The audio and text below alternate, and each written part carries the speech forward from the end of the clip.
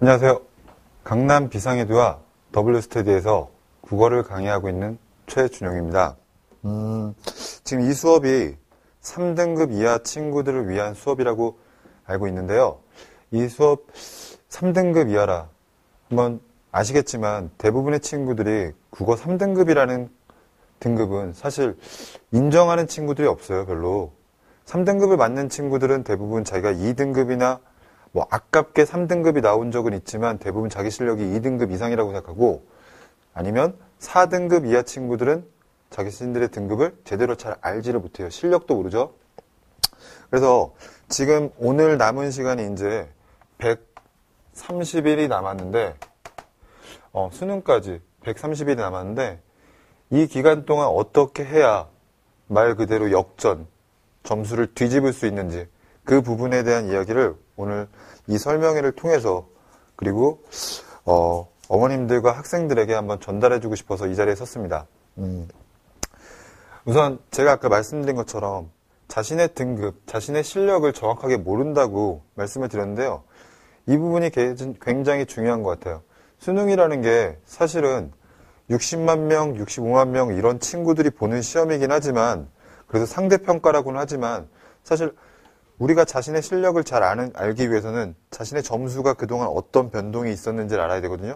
근데 대부분의 친구들은 자신의 등급을 2등급, 3등급, 또 4등급 이런 식으로만 알지 정확하게 자신의 실력은 알지 못하는 것 같아요. 자, 여기서 하나 보고 갈게요. 2등급 같은 경우에는 말 그대로 5%부터 11%까지를 2등급이라고 그래요. 근데 사람들이 생각할 땐 2등급이라고 그러면 뭉뚱그려서 2등급이라면 다 같은 실력으로 보지만, 여기 5등급과 11%, 5%와 11%. 이거 어마어마한 차이거든요. 한 문제, 두 문제가 차이가 나요.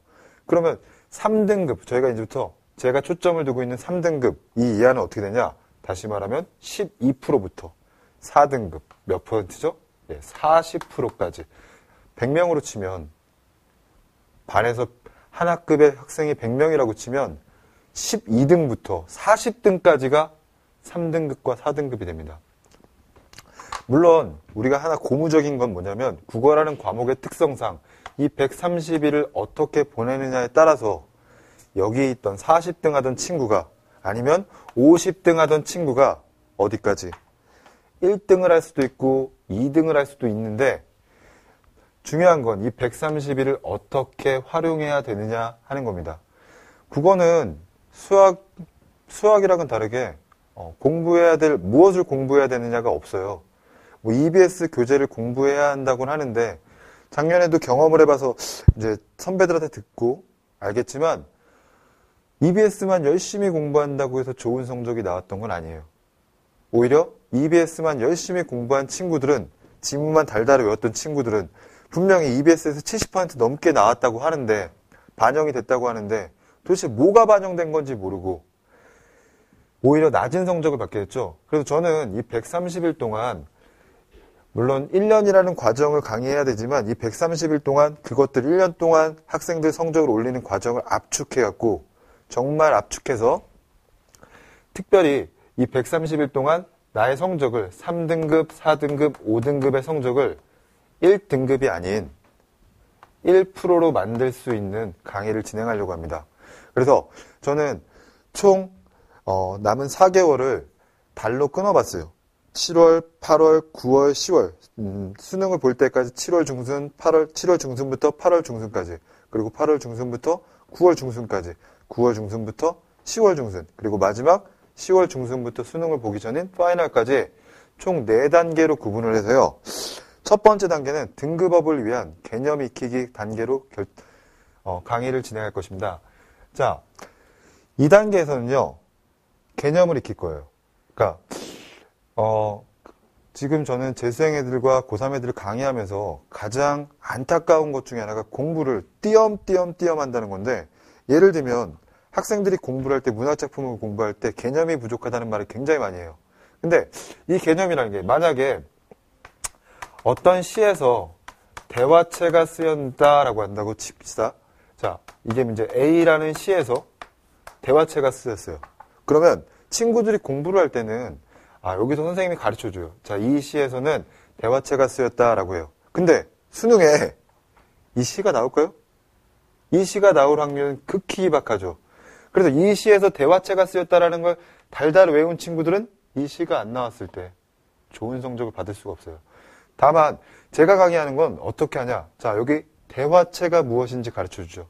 그리고 나선 이 대화체를 다른 기출문제들을 통해서 모든 시에서 이것이 있는 대화체가 쓰였느냐 안 쓰였느냐를 확인하는 과정을 거칩니다. 그러면 이 친구들은 이 A시는 잘 모를 수 있어도 모는 이 개념은 까먹지 않고 완전히 자기 것으로 만들 수 있어요. 그래서 제가 강의하고 싶은 7월 등급업을 위한 개념 익히기 과정에서는 무엇보다 중요한 게 바로 이 개념들을 확실하게 뭘 통해서 기출문제를 통해서 익혀가는 시간을 가질 생각입니다. 자, 이렇게 개념을 익히는 데는 사실 오래 걸리지 않거든요. 한 달이라는 시간 동안 여러 가지 기출문제들과 또 제가 만든 개념 문제들을 가지고서 문제를 풀다 보면 이 개념 자체는 뭐 자기께 되니까 전혀 까먹지 않고 자기께 될 수 있는데 그 다음 단계인 개념 적용이에요. 요거는 이제 개념을 익혔죠. 이제 8월 중순부터 들어가는 이 수업에서는 개념을 익혔으면 이걸 이제 문제에다 실제로 적용을 해봐야 돼요. 이 단계에서는 보통 어머님들이나 학생들이 제일 중요하게 생각하는 게 공부하는 방법이라고 생각하는데 사실 수능에서는 공부하는 방법만 중요한 게 아니라 문제 푸는 방법도 굉장히 중요하거든요. 수능은 어떤 지문이 나올지 몰라요. 하지만 저는 1번부터 45번까지 어떤 문제가 나올지는 저도 알고 아마 학생들도 알고 있을 겁니다. 그래서 그 유형별로 이 문제는 이렇게 풀어야 돼. 저 문제는 저렇게 풀어야 돼. 이런 것들을 익혀가는 시간이 필요한데요. 그걸 한 달 동안 집중적으로 공부하게 되면 자, 지문이 아무리 어렵건 쉽건 상관없이 자신의 그 방법대로 문제 푸는 방법대로 따라만 가면 충분히 좋은 성적을 거두는 데는 무리가 없어요. 자, 그 다음에는 실전 문제를 풀어야 돼요. 이 실전 문제는 9월부터 실전 문제를 푸는데 이 문제들은 하나 중요한 걸 하나 아셔야 되는 게 제가 지금 앞에서 개념을 익히고 개념을 적용하는 것도 마찬가지지만 이 실전 문제도 역시 마찬가지인 게 결코 쉽지 않은 문제입니다.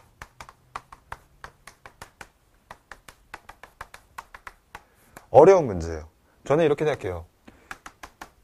쉬운 문제가 있고 쉽지 않은 문제가 있어요. 어려운 문제죠. 그죠? 학생들한테 물어봐요. 어떤 걸 공부해야 되냐? 그럼 대부분의 학생들이 이 두 가지를 다 공부해야 된다고 생각해요.